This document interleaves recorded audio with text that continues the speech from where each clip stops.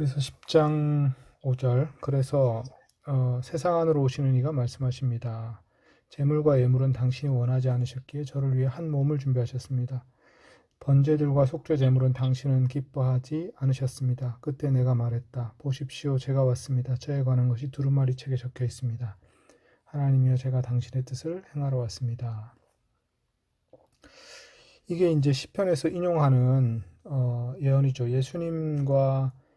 예수님의 기도죠. 하나님께 드리는 어떤 기도로 인용을 한 겁니다.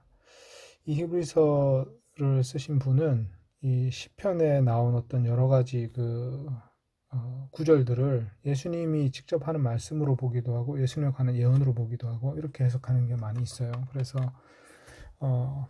시편에 나오는 그 기도자를 예수님으로 보는 경우, 그러니까 모든 경우를 다 그렇게 보지는 않겠지만 그게 어떤 일치한다고 생각될 때는 그렇게 본 것 같아요.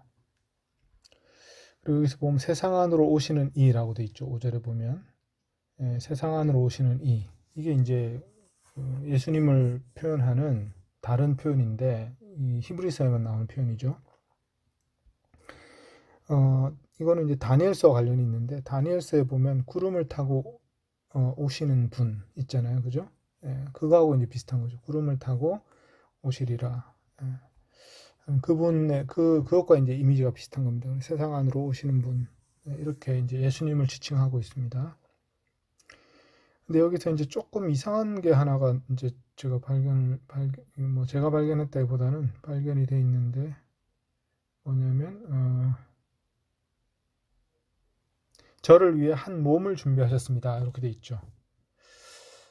그러니까 제물과 예물은 이제 제사 때 드리는 제물하고 예물을 말하는 거고 저를 위해 한 몸을 준비하셨습니다. 이렇게 돼 있는데 이 몸이라는 단어가 이제 우리 구약 성경을 찾아보면 없어요. 그래서 그거가 이제 히브리 성경에는 없고 그래서 이게 헬라어 성경 이제 70인역을 찾아보면 70인역에도 이 몸이라는 단어 대신에 이제 귀라는 단어가 돼 있어요. 그래서 이게 좀 난해한 부분인데 한 가지는 이제 그 당시 아까 잠깐 얘기했지만 성경이 여러 가지 사본이기 때문에 이 히브리서를 쓰신 분이 사용했던 헬라어 성경, 이분은 이제 헬라어를 주로 쓰시는 분이거든요. 히브리어를 쓰는 분이 아니고 헬라어 성경에서 그러니까 사본이 좀 다른 사본을 썼을 가능성이 있겠죠. 그런데 어쨌든 이 단어가 우리가 가지고 있는 오늘날에 우리가 찾을 수 있는 그 사본에는 나와 있지 않은 단어예요. 그래서 이제 우리가 10편, 40편을 보면 이 말이 정확하게 비슷하지가 않아요. 똑같지가 않아요. 이 히브리서 기자가 인용하시는 그 성경은 본인이 가진 그 당시에 이제 뭐 있던 헬라어 성경일 텐데 그거를 이제 우리가 가진 오늘날 이 헬라어 구약 성경 70인역이라는 것과 비교해 봤을 때 꼭 일치하지 않는 부분이 좀 있습니다. 그래서 한 가지 가능성, 기억에 의존해서 그거를 쓰시는 암송한 거를 인용하시는 경우, 그럴 경우에 이제 단어 한두 개가 틀릴 수 있잖아요. 그런 경우가 있을 수 있고 또 한 가지는 이제 사본이 좀 우리가 가진 사본과 좀 다른 사본을 가지고 있었을 경우 그럴 가능성도 있죠. 근데 어쨌든 이 부분에서 한 몸을 준비하셨다는 이 말이 되게 놀라울 정도로 예수님의 사역과 사실 일치를 해요. 그래서 그 밑에 보면 제물과 예물 대신에 한 몸이 바쳐지잖아요. 그죠? 예수님의 한 몸이 바쳐지잖아요. 그런 것과 이게 이제 연결이 됩니다. 나중에 8절부터 10절까지 위에서 그가 말씀하시기를 제물들과 예물들과 번제물들과 속죄 제물을 당신은 원하지도 않으셨고 기뻐하지도 않으셨습니다. 라고 하셨습니다. 그것들은 율법을 따라서 계속 드려주고 있습니다. 그 후에 그가 말씀하셨습니다. 보십시오. 내가 당신의 뜻을 행하러 왔습니다. 그는 두 번째 것을 세우기 위해 첫 번째 것을 제거하십니다. 즉, 그 뜻 안에서 우리는 예수 그리스도의 몸의 예물을 통해 단번에 거룩하게 되었습니다. 이 부분이죠. 예수 그리스도의 몸의 예물이라는 것. 그래서 그 번제들과 속죄 제물 대신에 한 몸을 바치셨다. 이제 그게 위에서 인용한 그 10편 40편하고 일치가 되죠. 자, 여기까지 혹시 뭐 10절까지 우리가 좀 자세히 얘기해 볼 만한 부분이 있으면 한번 말씀해 주세요. 그러면은 그 1절에서 반복해서 가지고 나아가는 재물들은 그 자체로서 나오는 자들을 완전하게 할 수 없었다는 거는 네, 저희가 어떤 그 완전체로서의 어떤 모양이 있는데 그 모양에 아예 도달할 수 없게 마치 강아지가 더 이상 개로 자라지 못하는 네, 그런 정도밖에는 되지 못한다는 건가요? 그렇죠. 그러니까 죄의 문제를 근본적으로 해결할 수 없고 죄의 문제가 있다는 것을 기억하게 하는 정도 수준에 그친다는 거예요. 아, 그게 이제 밑에도 한 번 더 나오지만 죄의 문제를 완전히 해결할 수 없어요. 여기 보면 2절에 나오죠. 죄를 행하려는 마음을 제거해 주지 않는다.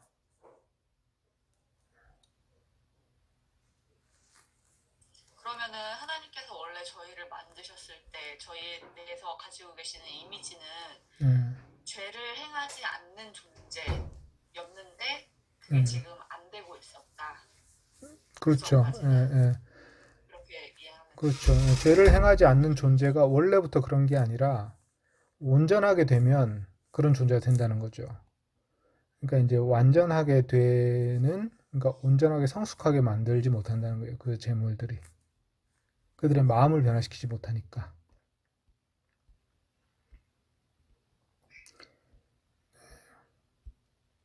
아마 그 의미 자체는 아마 뭐 이제 계속 반복될 거니까 혹시 표현들 중에 좀 어색하거나 잘 이해가 안 되는 표현이 있으면 얘기해 주시면 제가 이제 왜 그렇게 번역을 했는지를 설명해 드릴게요.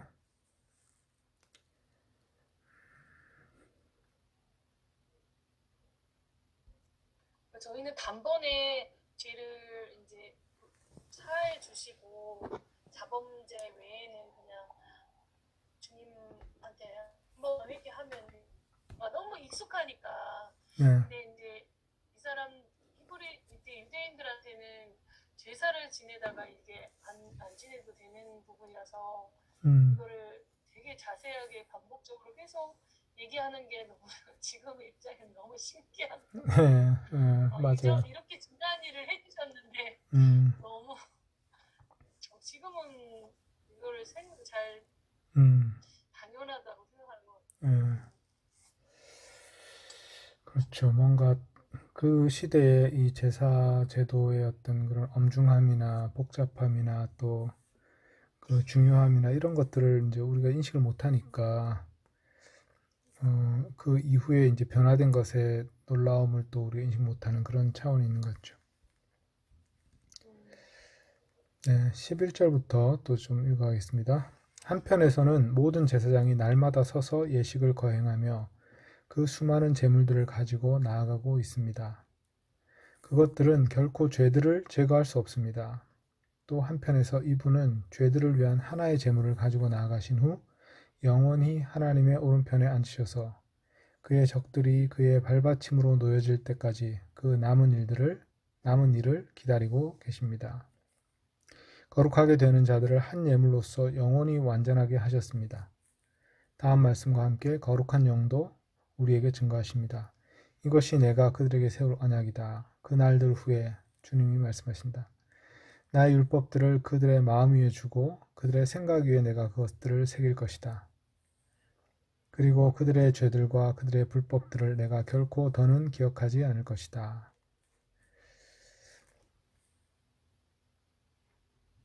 네, 여기서도 이제 재밌는 게 인용이 16절, 17절 이 인용이 앞에서 인용한 거 조금 다르죠? 같은 구절인데 8장 10절, 12절에서 인용한 거랑 제가 좀 보기에는 조금 다르게 보이는데요. 한번 확인해 봐요.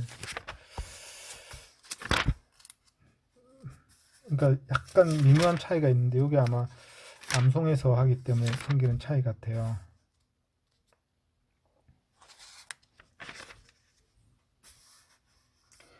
어떻게 다르냐면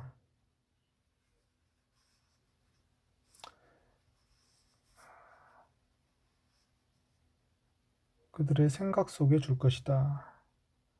그렇지. 그러니까 16절에 보면 나의 율법들을 그들의 여기서는 마음 위에 주고 그랬는데 그 8장에서 인용할 때는 그들의 생각 안에 주고 그다음에 그들의 마음에 새길 것이다 이렇게 했는데 여기서는 그게 순서가 좀 바뀌었네. 바뀌어 있어요. 그러니까 이거 보면 진짜. 히브리서 이 기자가 내가 보기에는 암송한 것 같아 이 성경을. 그죠? 그러네요. 암송하고 그거를 누군가 그것도 받았던 것 대단하다. 같아. 그것도 대단하다. 그러니까 이게 자세히 봐야만 보이는 그런 차이인데 어쨌든 뭐 왜 그런 거를 약간 뭐 체크를 안 했던 거겠죠? 편지를 그냥 쓰는 거니까. 쓰는 사람이 그거를 체크를 못 했겠지. 그죠? 근데 이제 똑같은 성경 구절을 또 인용한다는 것도 보면 반복해서 인용한다는 것도 이 구절이 얼마나 중요한지를 또 보여주는 그런 측면도 있고 미세한 차이가 있다는 거는 우리가 이제 성경을 생각할 때 성경이 신성한 책이기 때문에 정말 하나에도 오류도 없을 것이다 이런 생각은 조금 비현실적이라는 것을 좀 보여주는 거죠. 그래서 이게 사람의 진짜 작업인데 감사한 거.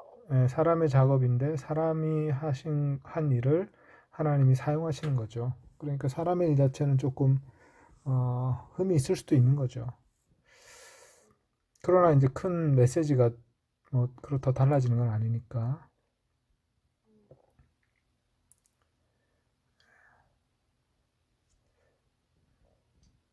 그래서 예레미야 31장은 굉장히 그 새언약 구절로 굉장히 중요한 구절이죠.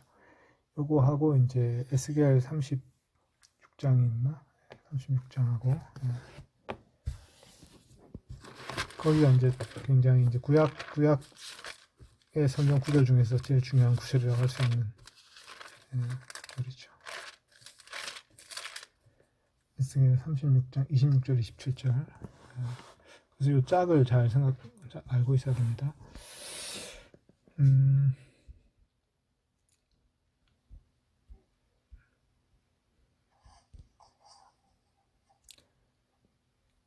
또 11절에 보면 한편에서는 제사장이 제물을 드리고 있고 한편에서는 한 번 제사를 드리고 하늘 오른편에 앉으신 예수님이 계시고 그죠? 그래서 이 제사장이 대조되는 거죠. 땅의 제사장과 하늘의 제사장이. 예. 하늘의 제사장은 단 한 번 제물을 바치시는데 그거는 그 제물이 바로 자기의 몸이었다. 이렇게 말씀하고 있습니다. 계속 이걸 대조하고 있죠. 그리고 적들이 그의 발받침으로 놓여질 때까지 그 남은 일을 기다리고 계신다. 요거는 이제 시편 110편 1편에 나오는 110편 1절에 나오는 거예요. 그래서 이 부분을 인용했습니다. 그래서 이것도 메시아 시편으로 굉장히 유명한 시편인데 여호와께서 내 주에게 말씀하시기를 내가 내 원수들로 내 발판이 되게 하기까지 너는 내 오른쪽에 앉아 있으라 하셨도다. 이 말씀이죠. 이것도 사도들이 많이 인용하는 그런 구절입니다.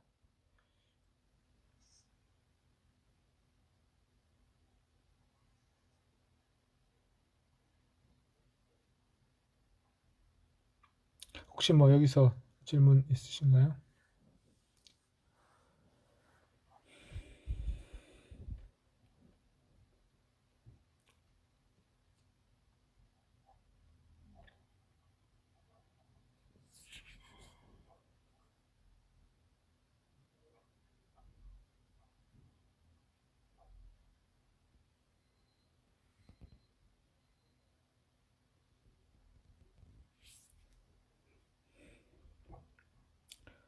네, 그러면 또 밑으로 내려가겠습니다. 19절. 그러므로 형제들이여 우리는 예수님의 피 안에서 성소의 입구로 들어가는 담대함을 가지고 있습니다. 그 길은 그가 우리를 위해 새롭게 열어놓으신 휘장, 곧 그분의 육체를 통과하는 새롭고 살아있는 길입니다. 또한 우리는 하나님의 집을 담당하시는 위대한 제사장을 가지고 있습니다.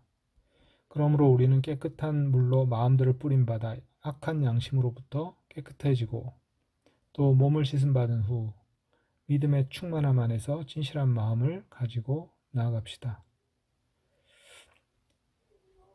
희망의 고백을 흔들림 없도록 굳게 붙잡읍시다. 약속하신 분이 신실하시기 때문입니다. 그리고 서로를 자세히 살펴 사랑과 선한 행위들을 자극합시다. 여러분 자신들의 모임을 어떤 이들의 습관처럼 소홀히 여기지 말고 서로 격려하십시오. 그날이 가까이 오는 것을 보면 볼수록 더욱더 그렇게 하십시오. 자, 이 부분을 이제 한번 보면요. 예수님의 피 안에서 성소의 입구로 들어갈 수 있게 됐다는 거죠. 그래서 담대하게 그리고 들어가야 된다. 왜냐하면 성소는 원래는 제사장들만 들어갈 수 있는 곳이었죠. 그런데 이제 우리는 예수의 피 안에서 성소 입구로 들어가는 그런 특권을 얻었기 때문에 담대히 들어가야 된다. 그리고 그 길은 우리를 위해 새롭게 열어놓으신 새롭고 살아있는 길인데 그것을 들어가기 위해서는 휘장을 통과해야 되는데 그 휘장은 바로 예수님의 육체라는 거죠. 예수님의 육체가 찢김으로써 우리가 새롭고 살아있는 길을 통해서 새로운 성소로 들어가야 된다는 겁니다. 하늘의 성소로. 그런 이미지를 지금 말하고 있습니다. 또한 우리는 하나님의 집을 담당하시는 위대한 제사장을 가지고 있고요. 그래서 깨끗한 물로 마음의 뿌림을 받고 그래서 악한 양심으로부터 깨끗해지고 또 몸을 씻음 받은 후 믿음의 충만함 안에서 진실한 마음을 가지고 나아갑시다. 마침표입니다. 이거 쉼표가 아니고.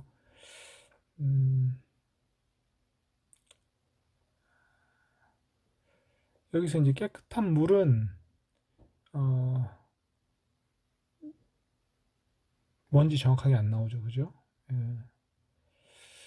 예수님의 피로 우리가 그 성소에 들어간다는 것은 우리가 이제 명확하게 알 수 있는데 예수님의 피 안에서 피 뿌림을 받아서 근데 여기서는 깨끗한 물로 마음의 뿌림을 받고 몸을 씻는다. 이거는 지금 정확하게 뭔지는 모르겠어요. 그리고 그렇게 씻음을 받은 후 믿음의 충만함 안에서 진실한 마음을 가지고 나갑시다. 이렇게 얘기했죠. 그래서 이 물과 피라는 게 이게 이제 그 제사에서는 재를 탄 물을 가지고 정결하게 하는 어떤 그런 그 제도가 있었어요. 그런데 이제 여기서 물이 나오는데 이 물이 뭐냐? 근데 이제 우리가 그 요한복음 보면 예수님의 옆구리가 창으로 찔렸을 때 물과 피가 나왔다고 되어 있거든요. 그래서 아마 그 물을 말하는 것일 수도 있겠다 싶어요. 그러니까 예수님의 체액을 말하는 거겠죠. 그럴 경우에는.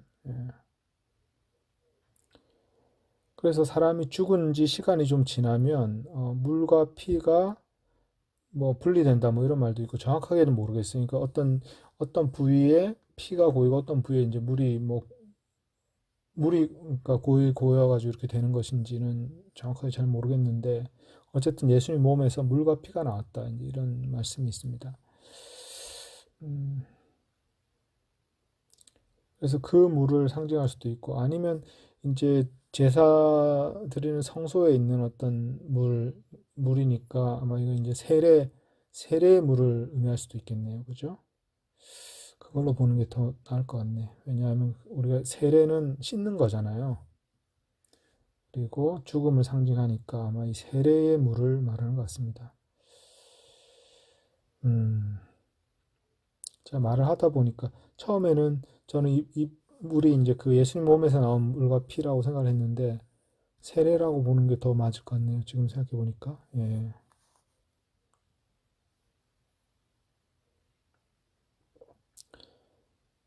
예, 그래서 예수의 이름으로 세례를 받고 그게 이제 악한 양심으로부터 깨끗해지고 몸을 씻음 받는 어떤 사건이고 그다음에 믿음의 충만함에서 진실한 마음을 가지고 나간다. 예. 예.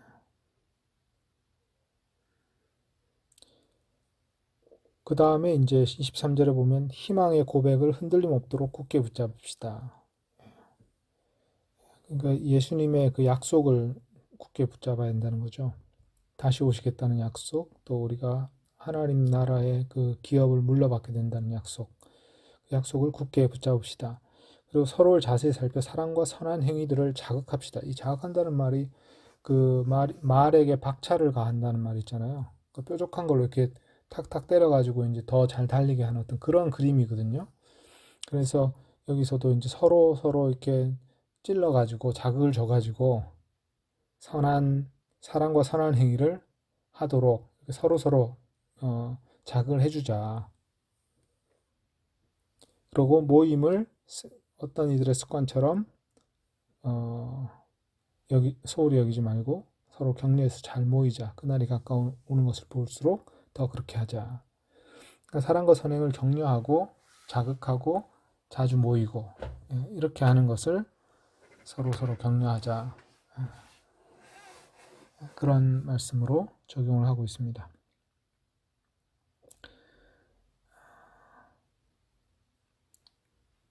네, 요 부분에서 혹시 19절부터 25절까지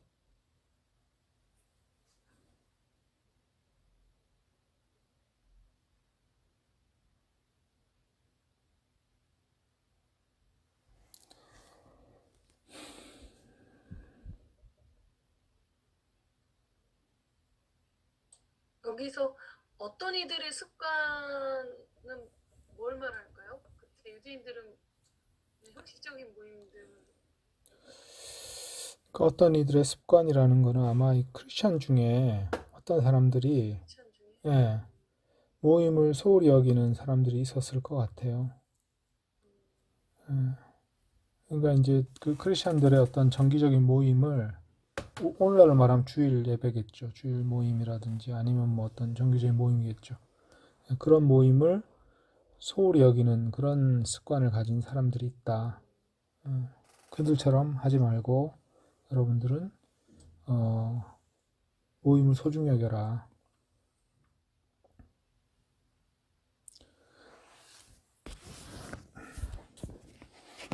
이 소홀히 여긴다는 표현이 다시 한번 찾아봐야겠네요. 10장 25절이죠.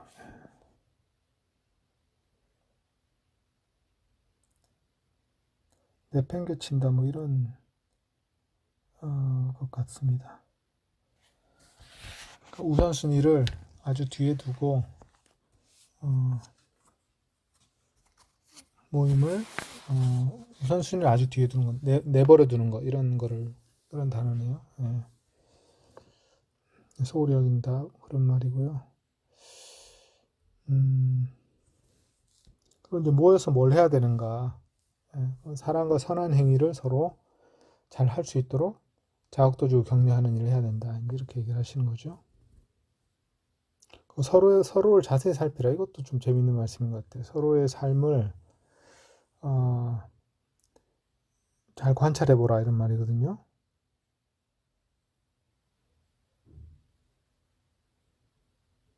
자세히 들여다보고 알아봐라 이런 거예요. 관심을 가진다는 거죠. 예.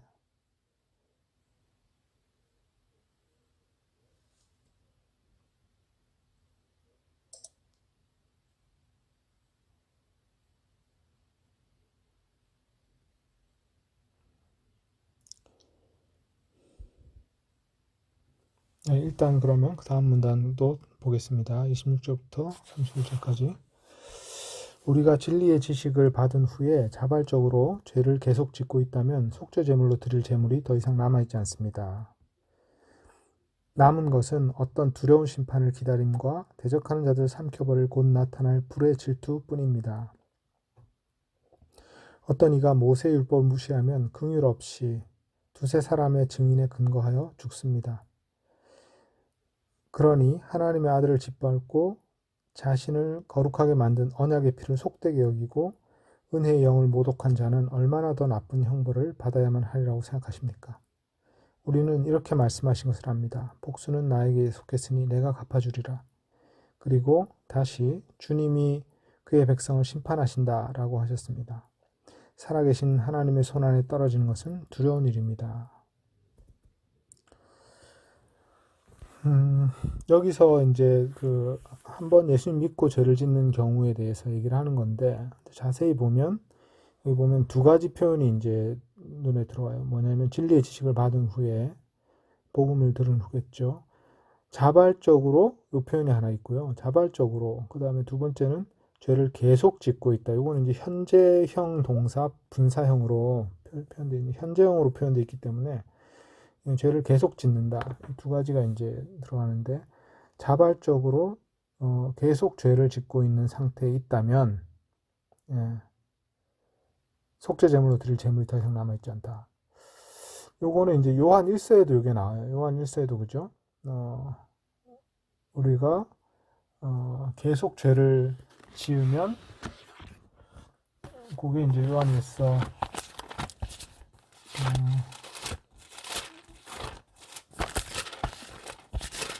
1장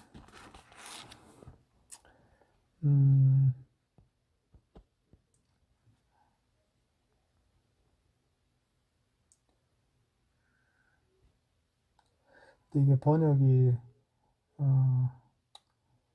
1장 10절 1장 5절부터 이제 10절까지가 요한일서 1장 5절부터 10절까지가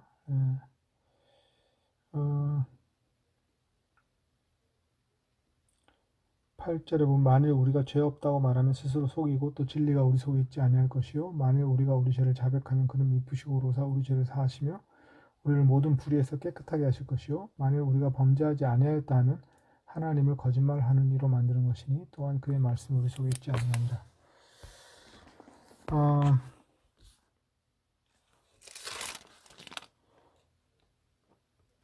이 구절이 사실 번역이 좀 그걸 정확하게 못 나타내는데 계속 죄를 짓는다는 표현이 있거든요. 그게 어디냐면 제가 다시 한번 또 찾아봐야 되겠네요. 그러니까 이제 헬라어에서 현재형 동사는 반복을 의미하는 그런 그 동사의 어떤 그 뉘앙스가 있어요. 그러다 보니까 반복적으로 고의적으로 계속 죄를 짓는 거. 예. 그런 경우에 지금 이 문제가 해당되는 거죠. 그러니까 한 번 죄를 범하는 것이 문제가 아니라 고의적으로 계속 범죄하는 거.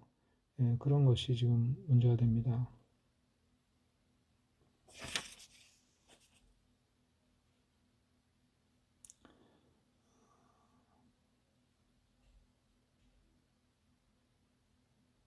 팔절이 우리가 죄가 없다고 하면 우리가 스스로를 속이는 것이다 이런 말이 있죠. 그 죄가 없다는 것은 이제 죄를 계속 짓고 계속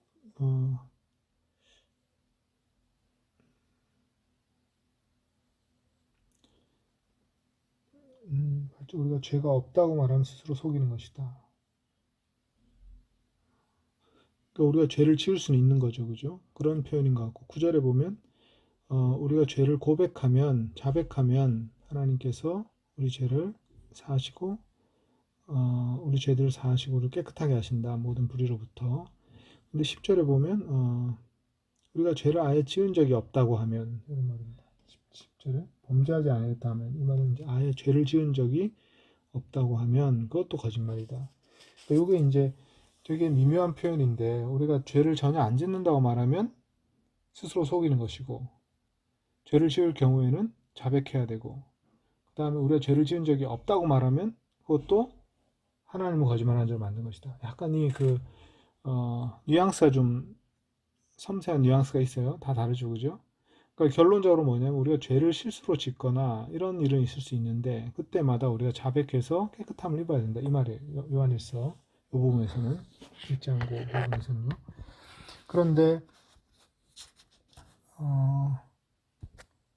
그런데 이제 히브리서에서 보시면요. 우리가 진리의 지식을 받은 후에 자발적으로 죄를 계속 짓는다면 이 말은 뭐예요? 그러니까 고의적으로 자발적으로 계속 죄를 짓고 있다면 예수님 믿은 이후에도 그러고 있다면 그 사람은 구원에서 떨어지는 거죠. 한마디로. 그러니까 그런 사람은 구원을 받지 못합니다. 왜냐하면 여기 뭐라고 되어 있냐면 29절에 보면 하나님의 아들을 짓밟고 자신을 거룩하게 만든 언약의 피를 속되게 여기는 것이고 은혜의 영을 모독한 것이 되기 때문에 이것은 훨씬 더 무거운 형벌을 받아야 된다. 이렇게 얘기하고 있는 거죠.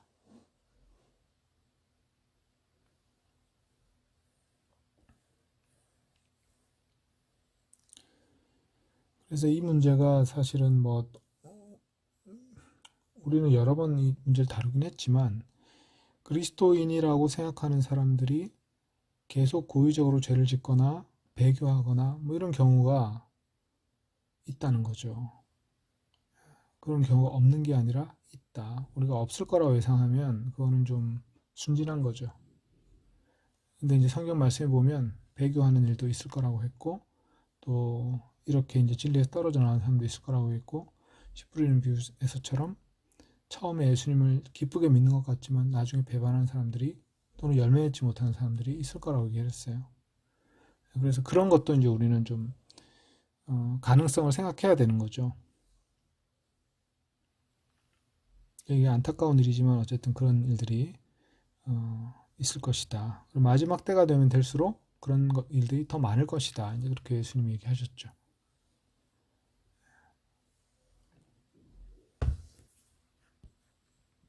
네, 마지막 문단 보겠습니다. 32절부터 39절까지. 여러분은 지난 날들을 기억하십시오. 그때 여러분은 빛의 비추임을 받고 많은 고난들의 싸움을 견뎠습니다. 한편으로는 모욕들과 환난과 함께 구경거리가 되었고 또 한편으로는 이처럼 돌이켜 살아간 자들의 동참자들이 되었습니다. 여러분은 갇힌 자들과 함께 아파하였고 여러분의 재산의 강탈도 기쁨과 함께 받아들였습니다. 여러분 자신을 위한 더 나은 소유와 남아있는 소유를 알고 있었기 때문입니다. 그러므로 여러분의 담대함을 던져버리지 마십시오. 그것이 위대한 보상을 지니고 있습니다. 하나님의 뜻을 행하며 약속하신 바를 받기 위해 여러분에게 인내가 필요합니다. 이제 아주 조금밖에 남지 않았습니다. 오는 이가 올 것이니 지체하지 않을 것이다. 나의 의로운 이는 믿음으로부터 힘을 얻어 살리라. 그가 만일 물러선다면 내 마음이 그를 기뻐하지 않을 것이다. 우리는 멸망에 들어갈 물러섬의 사람들이 아닙니다. 주님의 마음을 얻게 될 믿음의 사람들입니다.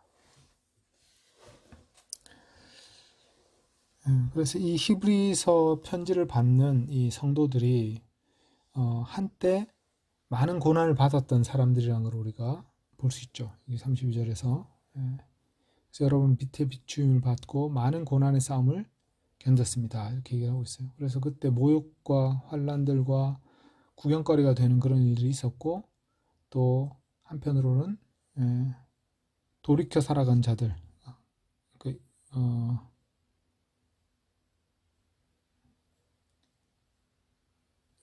갇힌 자들, 돌이켜 살아간 자들은 이제 회개하고 새로운 삶을 살아간 사람들을 말합니다. 그리고 이제 34절 보면 갇힌 자들은 신앙 때문에 이제 핍박받아서 감옥에 갇힌 사람들이겠죠. 그들과 함께 아파했고 또 재산의 강탈도 기쁨과 함께 받아들였다. 그러니까 재산을 뺏기기도 했다는 거예요. 그러니까 이제 이 성도들이 과거에 이런 핍박을 받았다는 걸 우리가 이제 여기서 알 수 있죠. 이 히브리서의 서신을 받았던 크리스천 공동체가 근데 그렇게 했던 거는 과거에 이제 여러분이 왜 그렇게 했었냐 돌아봐라. 여러분 자신을 위한 더 나은 소유가 그리고 남아있는 소유가 있다는 것을 알았기 때문이다. 그거는 이제 하늘에 마련된 하나님의 유산이겠죠. 하나님 우리에게 주실 유업이겠죠. 그것이 더 나은 소유가 되기 때문에 지상의 재산을 빼앗기는 것도 기쁨과 함께 받아들였다. 핍박을 받으면서도 기뻐하는 그런 어떤 성도들의 모습을 우리가 상상해 볼 수가 있겠죠. 그래서 담대함을 던져버리지 마십시오. 포기하지 마십시오. 이렇게 얘기를 합니다. 그 담대함을 우리가 계속 사용해야 된다. 그것이 위대한 보상을 지니고 있다. 이렇게 말하죠. 이게 좀 사실 조금 묵상해 볼 만한 부분인 것 같아요. 담대함이라는 게 왜 담대함을 버리지 말라. 이 말이 왜 중요했을까?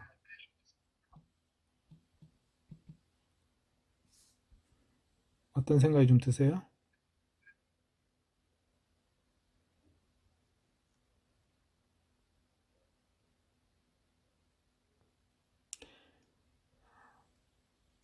저는 담대함은 잘 모르겠고 네. 그 앞에 이제 더 나은 소유와 남아 있는 소유를 알고 있었기 때문입니다. 있습니다. 음, 여기서 이 소유를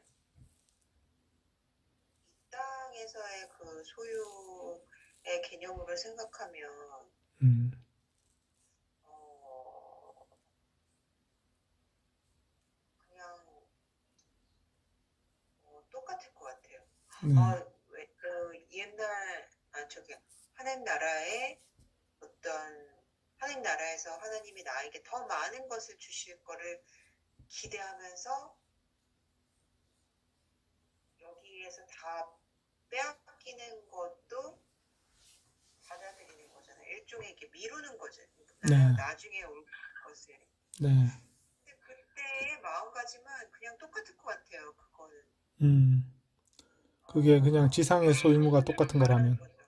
네, 소유를 바라는 거죠. 그런 소유. 그러니까 천국에서 내가 더 많이 가져야지. 그러니까 여기에서 빼앗겨도 좋아. 라는 마음이면은 음, 그냥 도찐개찐이 아닐까. 음, 여기에서의 소유를 바라는 것과 음, 거기에서의 소유를 바라는 게 무슨 음, 차이일까? 음, 라는 생각이 들거든요. 네, 네, 그러니까 뭔가 하나님 나라, 그러니까 죽고 나서이겠죠. 여기서 더 나은 소유와 남아있는 소유가 뭔가 다른 것이라는 기대가 그들에게 음, 있지 않았을까. 맞아요, 네. 이 앞에서 이제 말한 것처럼 하늘의 것의 모형이 땅에 있다 그랬잖아요. 그래서 이제 우리가 가진 좋은 것들의 어떤 원형 내지는 가장 아름다운 것은 하나님 나라가 완성될 때 나타나겠죠. 지금 우리가 가진 아주 좋은 것들도 그 장차 나타날 것에 비하면 모형에 불과한 것이 되겠죠. 그런 묵상도 해볼 수 있을 것 같습니다. 그거를 다 알아도 네, 음, 눈에 보이는 거는 사실은 좀 힘드니까. 네, 그러니까 버티는 게 저는 버티는 게 좀 힘들었을 거라는 생각은 좀 들어요. 네, 네, 그래서 그런 경대함을 던져버리지 말라고 음, 권면하는 건 아닐까.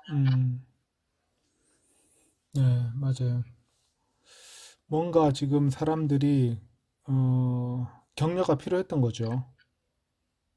힘들 수도 있고 또는 뭔가 지쳤을 수도 있고 인내가 더 필요한데 참기 어려웠을 수도 있고 뭔가 상황은 지금 힘든 상황이기 때문에 이런 조언을 하시는 거겠죠. 지난날에 근데 했던 행동 칭찬해 주기도 하고. 네. 이 위대한 보상이 어, 정말 죽고 나서다라고 생각하면 사람들이 쉽게 지칠 것 같아요. 네, 왜냐면 네, 좀 그래도 뭔가 죽고 나서 경험할 거를 이 모형이 있어야 되는 거잖아요. 지금 음, 약간 지금도 좀 경험하고 그럼 이거에 또 엄청나게 커다란 게 더 기다리게 있겠구나라는 거지. 지금 어쨌든 그 기쁨을 억누르면 음, 좋은 걸 경험을 못하면 나중에 그게 폭발하잖아요, 결국은. 음, 그래서 저는 이게 완전히 정말 이런 말은 약간 저는 조금 되게 위험하다는 생각이 들거든요. 그러니까 음, 지금 천국에서 있을 더 나은 소유를 위해 여러분의 담대함을 던져버리지 말고 이런 재산의 강탈도 기쁨과 함께 이제 받아들이고 뭔가 이런 느낌이 발신자들과 함께 아파하고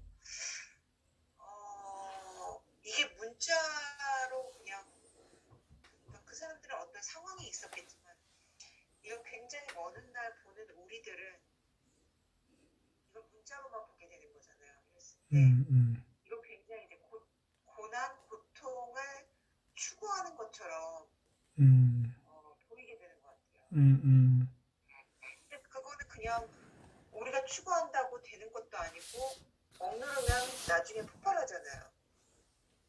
음, 말이 음, 좀 그런가. 그러니까 어쨌든 뭔가 그 굉장히 많은 좋은 것들을 죽고 나서 이후로 얘기하는 것에 대한 위험성 또는 음, 좀 내가 무책임한 거 아닌가라는 생각도 들고. 음. 지금 말씀하는 그 주제가 상당히 이제 큰 주제이긴 한데, 어떤 토론이 있었냐면 신학자들 사이에서 서구에서는 그 하나님 나라의 현재성을 되게 중요하게 생각한대요. 서구 신학자들은. 그런데 제3세계 신학자들은 하나님 나라의 미래성을 더 중요하게 생각한대요. 그런 경향이 있다는 거예요. 근데 이제 이 미래성은 뭐냐면 이제 우리가 지금 여기서는 고난을 받지만 하나님 나라 곧 이루어지면 그때는 우리가 정말 기쁨 가운데 살아갈 것이다. 이런 미래성을 강조하는 사람들은 고난 가운데 살아가는 그 제3세계 뭐 브라질이라든지 뭐 또 그 뭐 가나안 나라도 있잖아요. 그런 데 사는 사람들은 이 미래를 되게 중요하게 생각해요. 우리나라도 그랬죠. 우리나라도 보면 어 아주 힘들 때는 미래에 대한 신앙이 굉장히 그 널리 퍼져요. 그러니까 우리가 그 일제시대 때도 그랬고, 그다음에 70년대 그 순복음교회 같은 경우도 그런 경우잖아요. 그러니까 우리가 죽어서 얼마나 좋은 곳에 가는가, 그것에 대한 소망을 가지고 신앙생활을 하는 경우, 이런 경우가 이제 제3세계에서 흔히 나타난대요. 그런데 이제 제1세계에서는 그거에 별로 관심이 없고 지금 어떻게 하나님 나라를 누릴 것인가에 더 관심이 많다는 거예요. 그리고 신학자들도 그 주제에 대해서 더 글을 많이 쓴다는 거죠. 그래서 제가 이제 아는 어떤 교수님이 이제 그런 얘기를 이제 톰 라이트를 만나가지고 그런 얘기를 했는데 톰 라이트는 이 종말론의 미래적 종말론에 대해서는 큰 관심이 없는 것 같더라.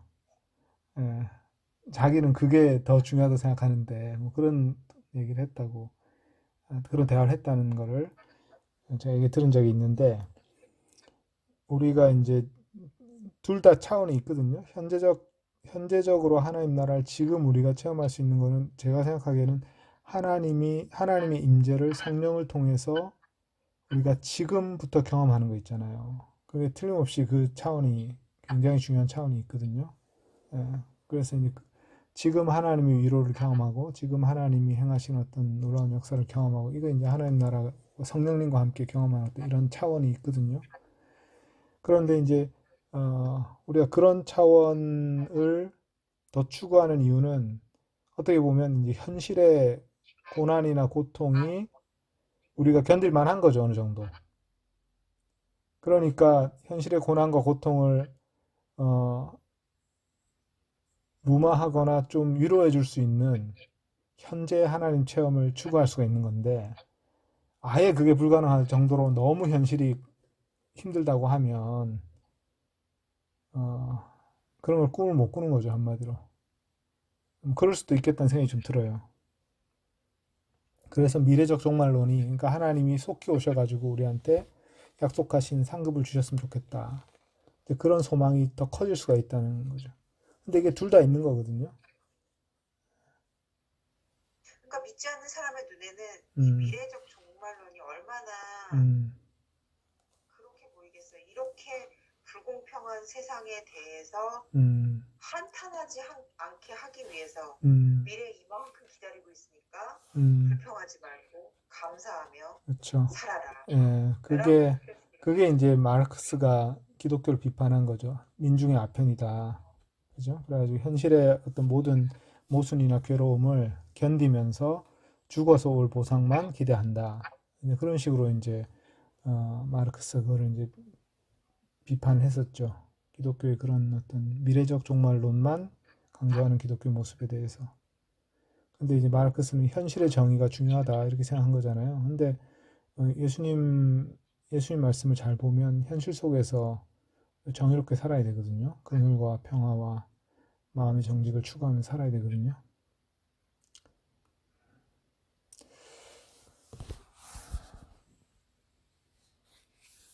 네, 그래서 미래적 그런 어떤 그 하나님 나라라고 현실 속에서 우리가 경험하는 성령님 성령 체험 또는 하나님의 얼굴을 찾는 체험, 이런 체험이 사실은 함께 있죠. 근데 여기서는 이제 미래의 종말론에 대해서 좀 더 강조를 하는 것 같습니다. 그래서 하박국 2장 3절 4절, 오는 이가 올 것이니 지체하지 않을 것이다. 나의 의로운 이는 믿음으로부터 힘을 얻어 살리라.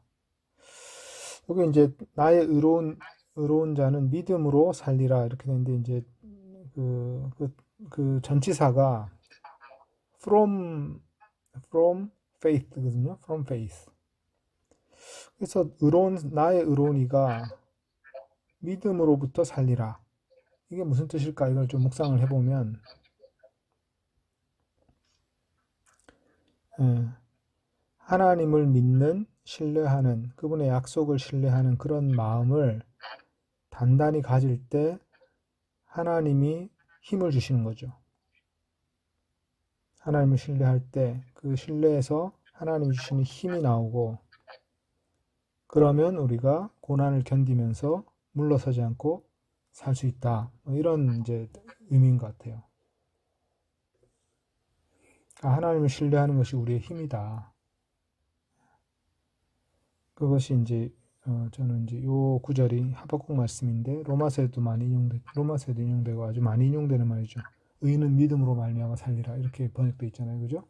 또 그 말미암아라는 말이 우리가 이제 묵상해 볼 만한 그냥 말미암아라고 번역했지만 사실은 from faith, live from faith거든요.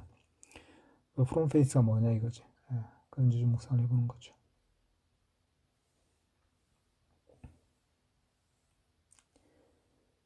그래서 39절 마지막 구절이죠. 우리는 멸망에 들어갈 물러섬의 사람이 아니라 주님의 마음을 얻게 될 믿음의 사람들입니다.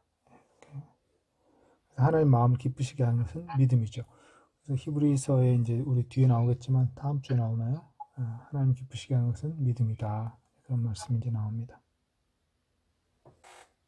믿음이 없이는 기쁘시게 못한다. 그 말이 나오죠.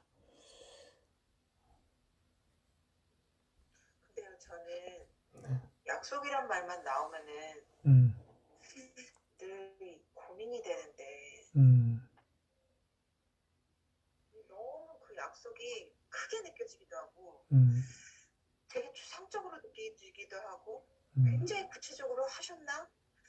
이 성경 전체적으로 약속하신 건가? 아니면 예수님 자체가 약속인가? 아니면 그 산상수훈 그게 약속인가? 근데 어쨌든 하나님의 약속을 받기 위해 그 약속을 되게 강조하지. 하나님 약속하셨다. 그래서 그 약속을 우리는 믿는 거잖아요. 네. 이제 갑자기 강아지가 갑자기 이렇게 막 코를 막 이러면서 숨을 못 쉬는 거예요. 코를 막 하면서. 근데 제가 그때 기도를 이제 했어요. 뭐라고 기도했냐면 하나님 이때까지 제가 기도를 드린 게 우리 강아지에게 주복을 달라고 받지 않고 죽는 하나님 품에 갈 수 있는 제가 기도를 했으니까 이때까지 그렇게 했으니까 좀 그걸 이루어 달라고 했는데 지금 생각해 보니까 그래서 그런 기도를 하나님이 들어주시겠다고 약속하셨나? 그런 거예요. 약속은 안 하셨는데 내가 막 기도를 하고 분명히 하나님이 들으실 거라고 생각하는 거 아닌가? 근데 또 한편으로는 간구하면 하나님 들어주실 거라고 약속하셨는데 나는 그 약속을 믿고서는 그렇게 기도하는 거잖아요. 근데 너무 감사하게도 다행히도 정말 병원에 가려는 순간에 하나님이 응답하셔서 정말 또 얘가 멈췄어요. 이 강아지를 위해서 기도할 때마다 제가 참 놀라운 그 경험을 하거든요. 그래서 저는 이 약속에 대해서 어떻게 생각해야 되는지. 중요한 질문인 것 같아요. 네, 왜냐하면 우리가 이제 하나님의 약속이란 말이 많이 나오긴 하는데 구체적으로 그것이 무엇인가라고 생각했을 때 어떤 말씀을 떠올려야 되는가 이제 이런 거겠죠. 예. 그거는 한번 우리가 성경 연구를 해볼 필요가 있을 것 같아요. 그러니까 연구하는 방법은 일단 신약 성경에서 약속이라는 단어를 검색을 해보는 거죠. 그래서 그것과 관련된 성경 구절들을 쭉 보면서 우리가 질문하는 바와 관련된 어떤 내용이 있는지 예, 그걸 한번 정리해 보면 그게 될 것 같네요. 그래서 약속이란 단어를 검색하는 건 쉬우니까 저도 지금 딱 질문했을 때 어떤 약속을 하셨지? 물론 이제 아브라함이 하신 약속이 있고요. 그 다음에 내가 다시 올 것이다. 뭐 이런 이제 미래에 대한 어떤 그런 말씀들을 하셨으니까 그것도 약속이라고 볼 수 있는데 그 외에도 어떤 내가 이것을 행하면 내가 이렇게 해주리라 이런 약속들이 또 있거든요. 그죠? 그러니까요. 약속이라고 검색 말고도 너 이렇게 하고 이렇게 하겠다라고 하는 것도 음. 약속인 거잖아요. 근데 일단 검색을 해보면 사도들이 한 말씀이나 이런 것들이 굵직굵직한 게 나올 거예요. 약속이란 주제에 관해서. 예, 그걸 가지고 어떤 큰 틀을 잡고, 그 다음에 이제 또 떠오르는 말씀을 생각해 봐야 되겠죠. 요건 한번 시도를 해볼 만한 좋은 주제인 것 같습니다. 책도 옛날엔 이런 책이 참 많았는데, 제가 머릿속에 딱 떠오르진 않네요. 그러니까, 근데 이제 너무 사소한 거를, 이거는 하나님이 약속하신 거니까, 그런 것도 있었죠. 그러니까 약속 캘린더인가 뭐 이런 것도 있었어요. 그 성경에 어떤 약속 말씀을 다 이렇게 적어가지고 365일 그러니까 하나님의 약속을 다 적어놓은 거예요. 내가 뭐 하리라 이런 구절들을 다 적어가지고 하루에 하나씩 그 약속을 놓고 기도를 하는 거지. 하나님 약속하셨으니까 이렇게 해주실 거야. 근데 그거 뭐 유치한 게 아니라 저는 되게 흥미롭고 좋은 일이라고 생각이 돼요. 그렇게 하는 것들이. 말씀 그대로 믿는 거니까. 음, 마치 하나님은 커다란 굵직굵직한 것만 약속을 하셨는데 이걸 온통 우리 일상 속에서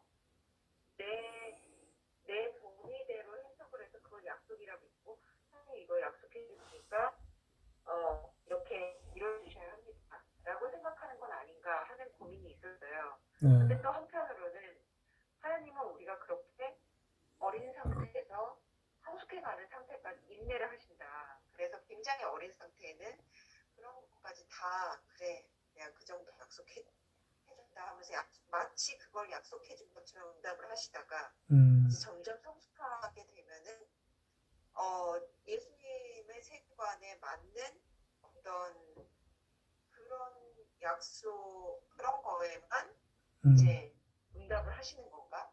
이런 맞아요. 것들이 예, 한마디로 해석이 굉장히 해석 덩어리잖아요. 그렇죠. 우리의 어떤 신앙은 예, 그러니까 신앙적 삶은 음, 해석 덩어리라기는 되게 음, 나쁘게 음, 느껴지는데 어쨌든 해석이잖아요. 해석. 음, 믿음과 해석. 예, 그래요.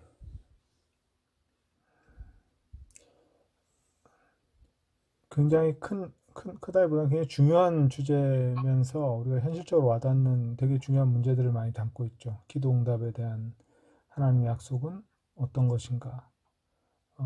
예수님의 이름으로 구하면 들어주신다고 했는데, 또 어떤 기도는 응답이 안 되는데, 뭐 이런 것들. 예.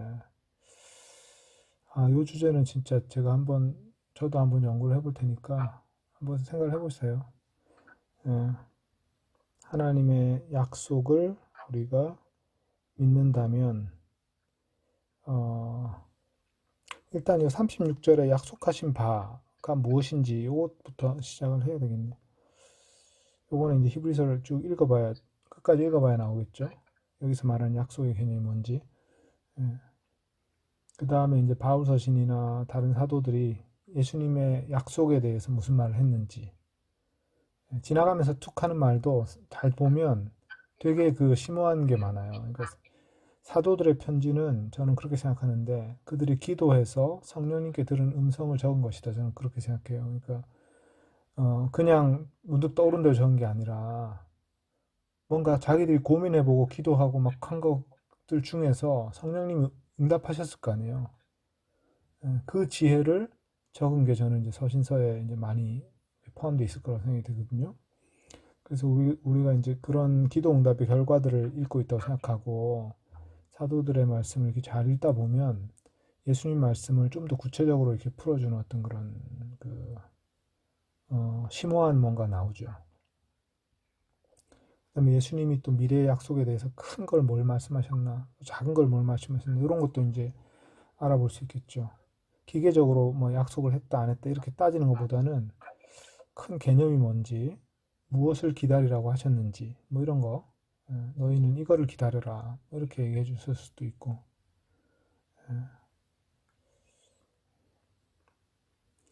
아마 제일 큰 답은 그겠네요. 우리가 장차 하나님의 자녀로서 모든 특권을 누리게 된다. 하나님 나라를 상속받게 된다. 그것이 아마 이 약속의 가장 큰 내용인 것 같아요. 하나님 나라를 상속받게 되는 자녀들이 될 것이다. 지금은 아직 상속받지 못했지만 이제 장차 주님이 다시 오시면 그것을 상속받게 될 것이다.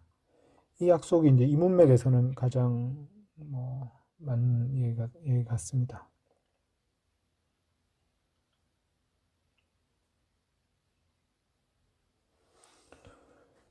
중요한 주제를 좀 생각해 보게 되네요.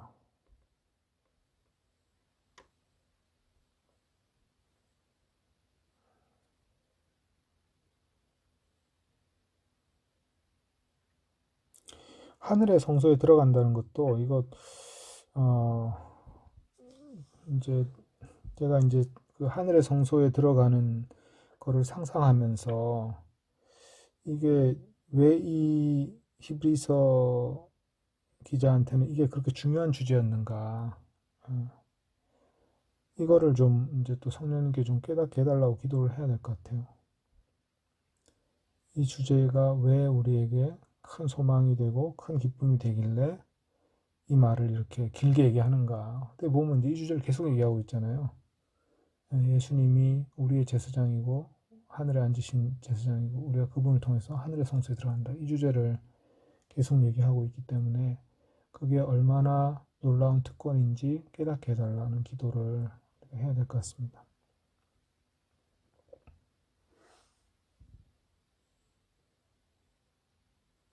우리는 그 혜택을 누리는 사람들이니까요.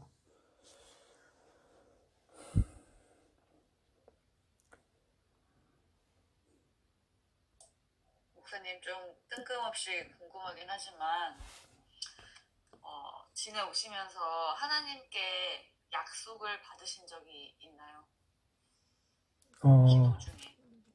약속 결과를 받은 게 아니고 약속을 받은 거? 내가 너한테 이걸 약속하마 이런 거요? 그냥 마치 약간 정말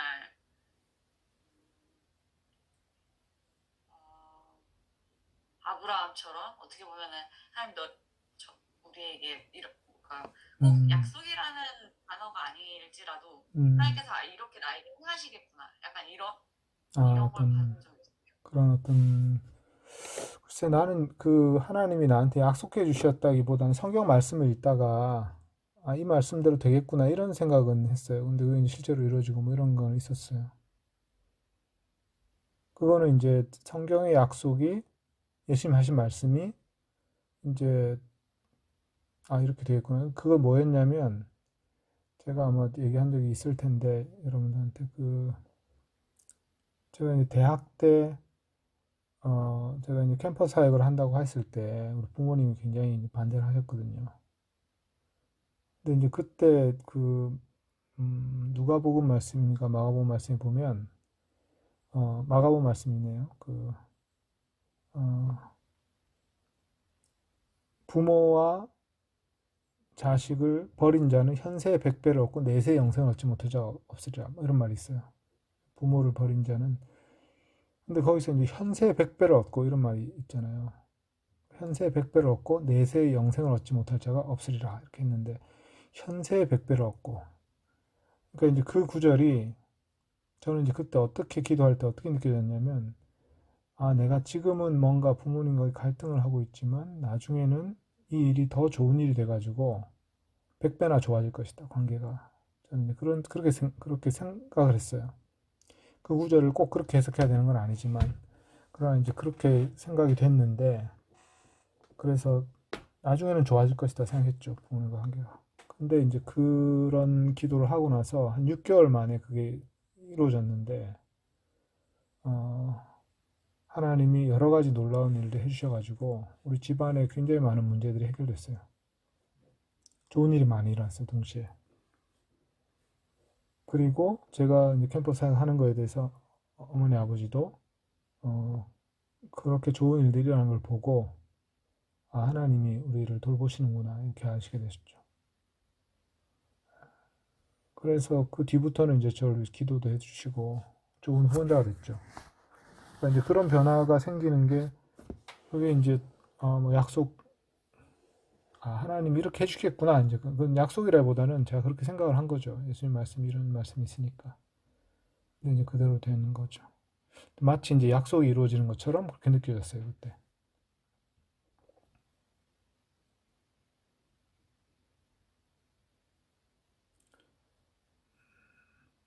지금은 딱 그거밖에 기억이 안 나는데, 어, 근데 뭐 그런 작은 일들 많이 있었던 것 같은데.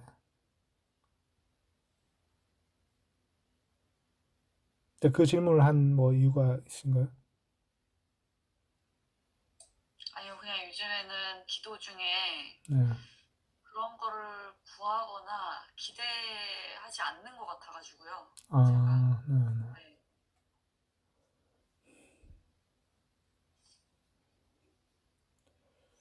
그러니까 원하는 거를 다 알아야 돼요, 기도할 때. 그거 언제 하냐면 주기도 하는 중에 일용할 양식을 주시옵고 할 때 내가 원하는 걸 다 달라고 구하시면 될 것 같아. 하나님 나라 구하고, 그 다음에 일용할 양식을 구하고, 죄 용서를 구하고, 그 다음에 시험에 들지 않고. 네. 일용할 양식 부분에서 이만큼 길어지나. 그렇지. 그렇게 하는 거죠. 근데 제가 저는 이제 그 일용할 양식 그 부분에서 그게 자기 관리를 많아가지고 차마 그거를 이제 기도를 못하고 되게 그럴듯한 기도만 되게 오래 했다가 그게 그렇게 진실하거나 이렇게 그런 기도가 아니라는 거 이제 알고서는 이제 구하게 되니까 뭐는 있냐면 옛날과 지금도 이제 똑같은 기도를 하는 게 있는데 그게 되게 어떤 의도가 좀 바뀐 것 같아요. 그 목적. 옛날엔 정말 내가 어떤 자리에 있고 싶고 막 이런 게 있었다면 좀 지금은 정말 나도 좋고 남도 좋고 이렇게 내가 뭔가 기여할 수 있는 그런 쪽으로 바뀌는 그런 걸 보면 그런 식으로 바꿔 가시나? 라는 생각도 기도에서 중요한 게 우리 마음의 소원을 아뢰는 순간에 그 우리의 소원이 하나님께 들려지는 순간에 우리가 그 소원이 더 성숙한다 그럴까? 그런 변화가 일어나요. 근데 중요한 거는 위선적으로 우리가 원하지 않는 거를 원하는 것처럼 하는 게 아니라, 그냥 원하는 것을 얘기하고, 근데 거기서 끝나는 게 아니라 이제 대화가 계속 돼야 되는 거죠.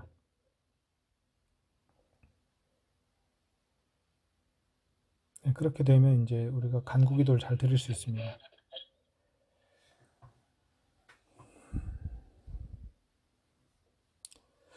네, 오늘은 이 정도로 하면 좋겠습니다. 네, 자, 기도하고 마무리하겠습니다.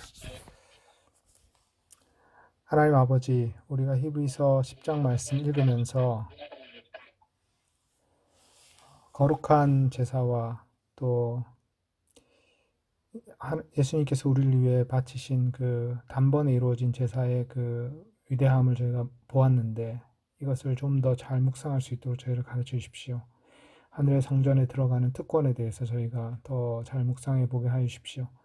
또 하나님의 약속에 대해서 저희가 대화를 하였는데, 하나님이 저에게 약속하신 바가 구체적으로 무엇인지 또 발견하고 또 생각해 볼 수 있는 시간을 저희 허락하여 주시고 깨닫게 하여 주시옵소서. 이 말씀 안에서 하나님과 동행한 한 주가 되도록 저희에게 복을 내려 주십시오.